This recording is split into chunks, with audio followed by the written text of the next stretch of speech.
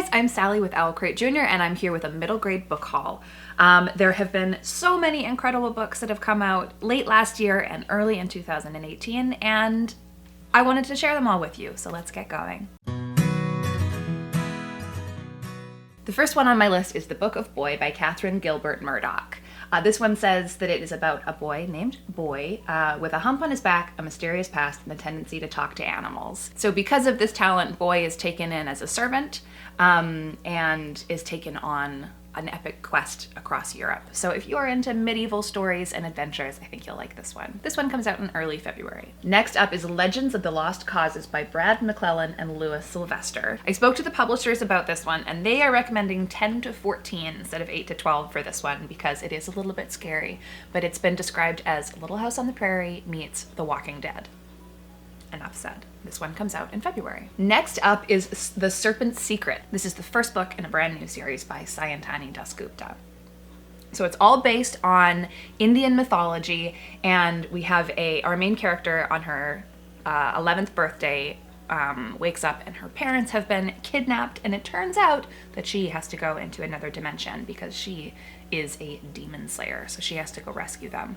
I've only read a few chapters of this one so far, but it was super fun, and I think if you are a fan of anything Rick Riordan or The School of Good and Evil, you will really enjoy the series. And this one comes out late February. Next, we have Payback on Poplar Lane by Margaret Mincks. This, I believe, is also the first in an upcoming series, but it's all about our main character is tired of the regular sort of run-of-the-mill lemonade stand that the other kids on his block have, so he hires an intern and starts his own business, but obviously trouble comes up.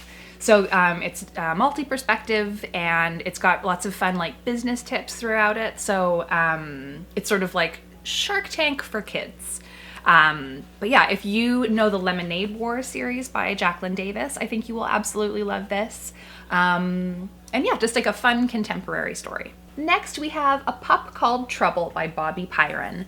This is based on real-life events about the coyotes that live in Central Park in New York City, and it's all about a little pup finding his way through the world. I loved animal stories, like animal point of view stories when I was a kid, so I think I would have really gotten into this one. And I believe that it is the beginning of a new series, or perhaps continuing a series by Bobbie Pyron, but she is great at animal stories. This one also comes out in February. Next up, we've got Magic, Madness, and Mischief by Kelly McCullough. This is all about our main character, Calvin, who wakes up and suddenly has an uncontrollable fire magic. So with the help of a talking hare sidekick who also has fire powers, he has to battle his evil stepfather to save his home and his mom. So sounds like a big epic adventure story. Magic, Madness, and Mischief came out in January. Next, we have another contemporary story, All Three Stooges by Erica S. Perl. This is about two 7th graders named Noah and Dash, who are best friends who have a mutual love of comedy. But Dash's father dies, and suddenly both of their world changes. I have not had a chance to read this one yet, but I am really looking forward to it. I am also a huge fan of comedy, so I know that I will appreciate a lot of the references in this. All Three Stooges deals with some really heavy topics that I haven't seen come up a ton in middle grade stories, and I think it's important that they are, but it deals with issues of suicide and depression and grief and loss. So yeah, I think this is an important story, and I'm really looking forward to reading this one. Next up, we've got Winterhouse by Ben Gutterson. Now, I saw the final copy of this in a bookstore the other day, and it was so gorgeous. All of these pieces in the windows here are all cutouts, and then you can look inside to the actual book. It's beautiful, and I will be buying myself a copy. But the book itself is about our main character, who is she's an orphan who's shipped away by her mean aunt and uncle to live in Winterhouse, where it turns out that it is this big, old hotel with a massive library and a magical book full of puzzles that you get to solve as you read it. So it sounds like a fantastic story, and it's also full of really beautiful illustrations. Let me find you one here. Got epic full-page illustrations there. I think if you are a fan of Mr. Lemoncello or puzzles in general. You'll really like this one. This one came out in January. Next we have Out of the Wild Night by I'm not sure if it's Ballet or Balliett, but either way, she's the author of Chasing Vermeer. This is a middle grade ghost story about a bunch of kids living on an island in Nantucket, and the ghosts who live on that island, and they are determined to save it from the grown-ups who I think are trying to redevelop the land. But the ghosts, of course, cause all kinds of trouble, and it sounds spooky and fun. This one comes out the end of March. Next we have Me, Frida, and the Secret of the Peacock Ring by Angela Cervantes. This is a mystery that takes place in Mexico City, and it's all connected to the life of Frida Kahlo and the main character who is visiting Mexico for the first time after her father's passed away. It sounds like a really interesting historical novel as well as a mystery, but it was described saying that it uses the story of Frida Kahlo to help readers discover the true beauty of heritage, art, and family. I love Frida Kahlo myself, and I'm really looking forward to this one. This one comes out at the end of March. Next up, we have Good Dog by Dan Gemeinhart.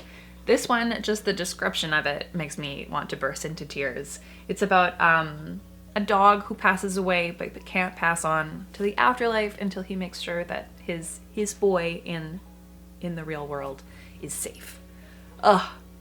It's just... He is another author who is very good at animal stories.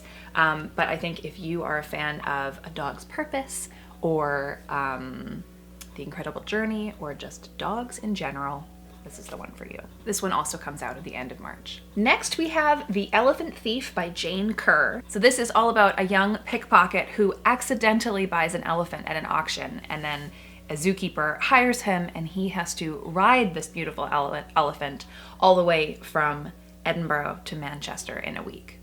It sounds crazy, but it is based on true events, and I'm really looking forward to reading it. The Elephant Thief comes out on March 27th. Next on my list is The Tale of Angelina Brown by David Almond. David Almond is a British author who has written like over 20 books for children and has won many awards and is just beloved in the children's literary world.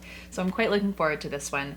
It's about a bus driver who finds a tiny angel in his pocket one day, and the story picks up from there. It's another one that's full of illustrations, and it just sounds funny and charming and really sweet. This one comes out in March. Next up, we have Betty Before X by Aaliyah Shabazz. Aaliyah Shabazz is the daughter of Malcolm X and Dr. Betty Shabazz. So she has written several books, both for adults and teens and children, all about the life of Malcolm X, but this is the fictionalized account of her mother's childhood growing up during segregation,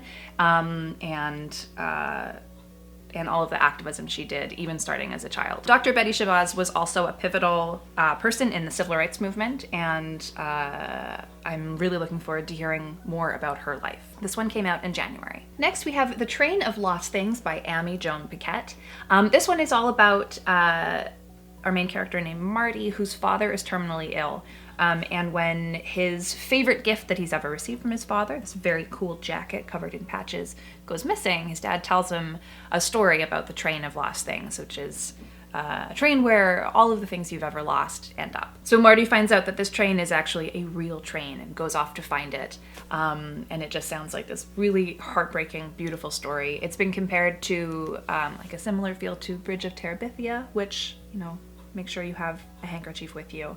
But it sounds like just a lovely story.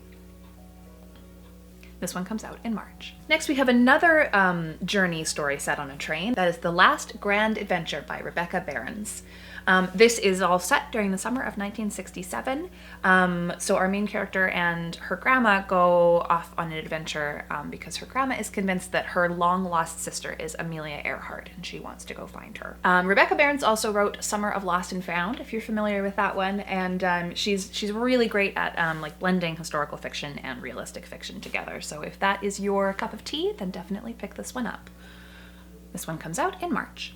Next we have The Royal Rabbits of London by Santa Montefiore and Simon Sebag Montefiore. This one came out in January in North America, but was released a little while ago in the UK, and it has already been a big hit over there. It's about a shy little bunny named Shiloh who overhears a plot against the Queen of England. I'm not sure if that is a bunny queen or the official Queen of England, but either way, he has to overcome his shyness and go and save the Queen. It's full of illustrations. I think it would make a fantastic read aloud. Just a really sweet animal story. Next, we have The Crims by Kate Davis. This sounds like a hilarious romp. Again, I've only read a couple chapters so far, but loving it. It is all about Imogen Crim, who is the 12-year-old daughter of the Crim family, who are a notorious bunch of completely inept criminals. And she is the only one who knows what she's doing, but doesn't want to do criminal things. I think it's got like a little touch of Lemony Snicket, a little touch of like Despicable Me, Student and Bosch. If you like any of those things, definitely go pick this one up. This is the first in a series, and I can't wait to see more of them. This one came out in December. Next, we have Lily's Mountain by Hannah Modrow. This is an adventure story and a family story. Our main character, Lily, her father goes off to climb Mount Denali in Alaska, which is the highest mountain in North America, and then doesn't come back. So Lily sets off to rescue him, whether or not he is able to be rescued. Lily's Mountain came out in November. Next up, we have Whistling in the Dark by Shirley Hughes. This one is set in Liverpool in 1940, right in the thick of World War II, and it is based on real-life memories of Shirley Hughes growing up during the war.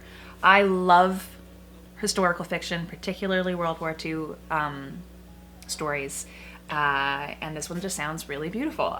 If you are a fan, or if you've never heard of the Sky is Falling trilogy by Kit Pearson, that was one that I read over and over again as a kid. There was just something about it that I really loved.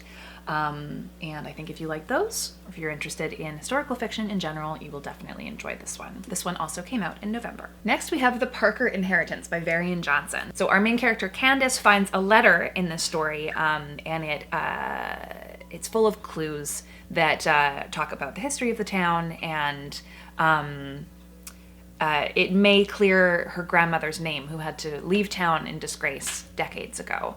So it sounds like a great, it's got some historical fiction in it that bounces between present day and the past. It sounds like a really great mix of a mystery and an exploration of African American history. This one has been compared as a mix between The Westing Game and The Watsons Go to Birmingham.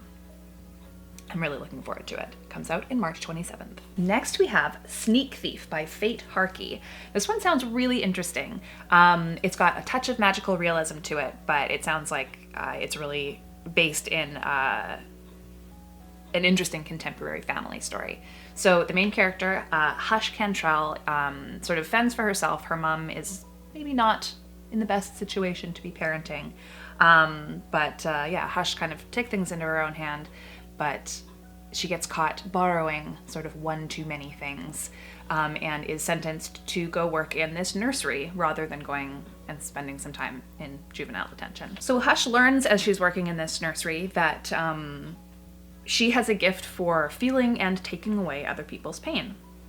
Something about working with the plants, I think, brings that out. So the story is all set in a little town in Georgia. I love stories that are set in the South. I'm not sure why, they just always really appeal to me, and I love magical realism. This one comes out in the middle of March 13th, and you can go check it out then. Next, we have P.S. I Miss You by Gen Petro Roy. This one sounds like a total heartbreaker. It's all told through letters between Evie, who is 11 years old, and her older sister, who has been sent away by her very Catholic family because she is pregnant. So Evie misses her big sister terribly and writes to her as a way to stay in touch, but she is also developing feelings for a girl in her class and is very confused about that. So the two sisters manage to communicate about that through letters. This one comes out in March. Next, we have the first in a new series called Pride Wars, and it's The Spinner Prince by Matt Laney. This is all about Leo, who's next in line for the throne of super evolved feline. If you have already read your way through all of Aaron Hunter's books, the Bravelands books, any of the Spirit Animal books, or Lisa McCann's The Unwanted series, I think this is right on track for you. Big animal adventure with some fantasy mixed in. So you can check this one out in March. Next, we have The Ostrich and Other Lost Things by Beth Hautla. This one sounds like a really interesting family contemporary story. Our main character, Olivia, she's 11 years old. Her brother has autism, and she's very protective of him, always trying to help out, make sure that things are going right for him. He loses his toy ostrich, which is incredibly important to him.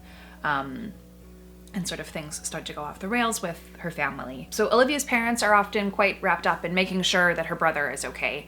But Olivia joins the community theater program just to try and find like a little bit of normal for herself. And then that doesn't go right either. So it just sounds like this really interesting sort of exploration of family and what does normal mean anyways. And yeah. Sounds like a great story. This one comes out in February. Next, we have The Sky at Our Feet by Nadia Hashimi. This is the story of Jason, who finds out that his mother has been living illegally in America and has been arrested and is threatened with being deported back to Afghanistan. So after seeing his mother be arrested, Jason hops on a train to New York all by himself to go and try and find his aunt who lives in the city. But there's an accident and he ends up in the hospital and meets a young girl who helps him on his journey.